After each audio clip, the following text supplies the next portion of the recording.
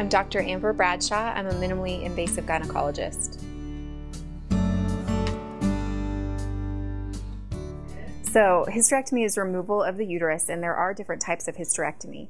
Now, some women say they have a partial hysterectomy, and in the lay population, just the general population out there, they think that that means just the uterus and they leave the tubes and ovaries behind. To a gynecologist, a partial hysterectomy means that you take only the top part of the uterus and you leave the cervix behind, which is the bottom part that opens up when a baby's delivered. When you have a hysterectomy, you can also talk to your doctor about taking out your tubes and ovaries, and that's going to depend on how old you are, your history, and your family history of breast and ovarian cancer. I'm a big proponent of leaving ovaries in without a history of breast and ovarian cancer, but it really depends on the situation. Once you take ovaries out, you send a patient immediately into menopause, which has a number of ramifications. And nobody wants to go into be normal one day and in menopause the next day.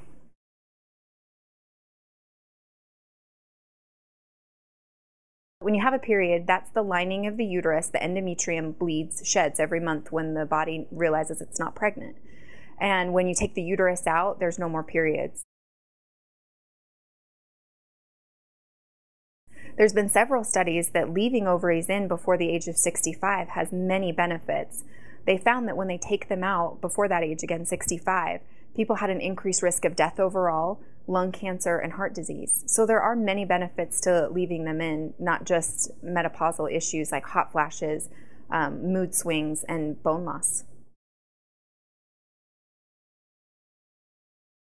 Really, these days, with good training and specialists, there are a few of us out there that do different options for hysterectomy so that you don't have to be out of work for 6 weeks. You don't have to have a big incision, and you'll recover faster and do better. So there's different types of minimally invasive hysterectomies. There's vaginal hysterectomy, which is taking out the uterus through the vagina. So there's no incisions on the abdomen. And that's going to depend on how many children you've had and the size of the uterus, if that's an option. And then there's minimally invasive hysterectomies that are laparoscopic or robotic. And those are through small incisions in the abdomen. Laparoscopic surgery is using a small camera and instruments to remove the uterus.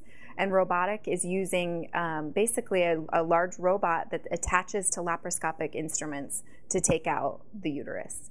And why you would need a robotic hysterectomy versus a laparoscopic hysterectomy depends on the complexity of the surgery, how big the uterus is, and if you've had other surgeries, you might have a lot of scar tissue or things that are stuck together that shouldn't be, and that would lead more towards a robotic hysterectomy. Bad endometriosis makes things stick together and would probably be beneficial from a robotic hysterectomy.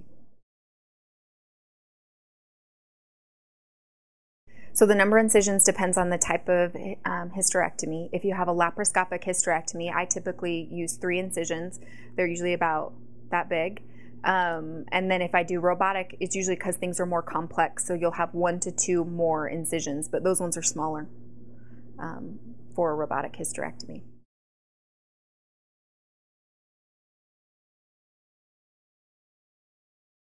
So anytime you do a minimally invasive surgery, your recovery time is going to be faster. So for a laparoscopic or robotic hysterectomy, your recovery time is going to be 1 to 2 weeks depending on the person. Everybody heals a little differently, versus 6 weeks for a total abdominal hysterectomy.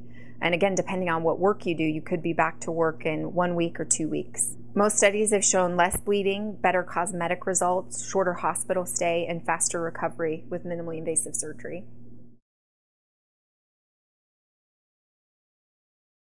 Reasons for a hysterectomy include heavy bleeding that can't be controlled with medications, fibroids that are either causing bleeding or pressure, endometriosis, pelvic pain. Those are some of the main types of reasons, or prolapse when things are falling out. So if you have these problems, you'll typically go to your primary doctor or your gynecologist to get these things evaluated. And then once surgery is decided upon, depending on if you go to see someone that does surgery, they might do it or they might refer to someone like myself.